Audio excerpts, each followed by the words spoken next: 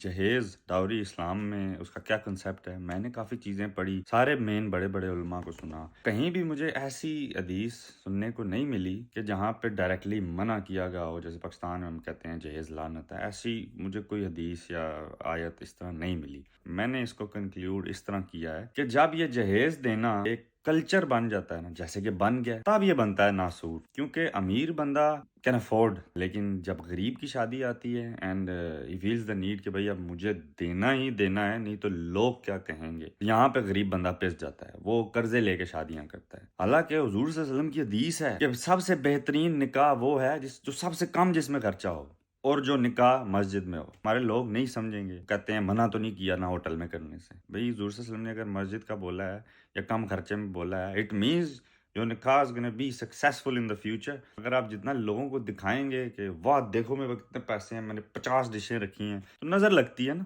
قرآن میں لکھا ہوا ہے اگر آپ کو کوئی اچھی چیز ملتی ہے تو اس کو چھپائیں، لیکن یہ ساری چیزیں پڑھی ہوں گی تو انٹر کنیکٹ کر سکیں گے نا. اور آئی تھنک کہ جہیز ایز اے ہول کلچر کے طور پر بین کر دینا چاہیے پاکستان میں، کیونکہ یہ غریب کے لیے مسئلہ بن جاتا ہے، اور پاکستان میں زیادہ لوگ غریب ہیں تو شادی کرنا عذاب بن گیا ہے. ہاں ایک چیز میں یہاں ایڈ کر دوں لازمی، کہ حضور صلی اللہ علیہ وسلم کے پاس ایک صحابی آئے، انہوں نے ان کو بتایا کہ میں نے اپنے اس بچے کو ایک غلام گفٹ کیا ہے، بڑا اچھا بچہ ہے، مفہوم بتا رہا ہوں. تو حضور صلی اللہ علیہ وسلم نے فرمایا کہ تمہارا دوسرا بچہ بھی ہے، اس کو بھی دیا ہے؟ صحابی نے کہا نہیں میں نے اس کو نہیں دیا. انہوں نے کہا پھر اس گناہ میں مجھے گواہ نہ بناؤ، اتنا بڑا یہ گناہ ہے. اگر آپ اپنے ایک بچے کو ایک چیز دے رہے ہیں اور دوسری کو نہیں دے رہے، یا ایک کو زیادہ دے دیا دوسرے کو کم دے دیا، آپ رگڑے جائیں گے قیامت میں. تو اگر آپ کے پاس پیسے ہیں تو آپ دے سکتے ہیں، لیکن ڈونٹ شو آف کریں گے تو وہ کہاں کا ثواب. کیونکہ جب آپ نے اپنے لڑکے کو مہنگی یونیورسٹی میں پڑھایا تھا یا اس کو کوئی گاڑی لے کے دی تھی،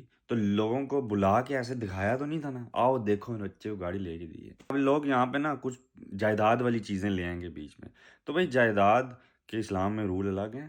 جہیز and these things comes under the gifts. آپ گفٹ کو جائیداد سے نہ ملائیں، اس کا الگ رول ہے. جو ماں باپ اسلام کے مطابق دیتے ہیں ٹھیک، جو نہیں دیتے اب ان کو میں تو کچھ نہیں کر سکتا نا، خود شرم ہونی چاہیے. کیونکہ میں ایسے بندوں کو جانتا ہوں جو بیٹیوں کو پہلے ہی کچھ دے کے فرق کر دیتے ہیں، اب تمہارا کچھ بھی نہیں، اور اس کے بعد جائیدادیں خریدتے ہیں تاکہ وہ بچے کو جائیں. سب سے پہلے اسلام میں بھی ہے اپنے برابر کے لوگوں میں شادی کریں. اگر آپ ایک غریب لڑکے کے گھر اپنی بیٹی دیں گے تو پھر تو آپ کو دینا پڑے گا نا، مجبوراً دینا پڑے گا کہ یار میری بچی اتنی نازوں سے پالی ہے، ادھر جا کے کیا کرے گی بیچاری، وہاں پہ ٹھنڈا پانی ہے گرم ملے گا بھی تو گیزر دینا پڑے گا، آبویس سی بات ہے.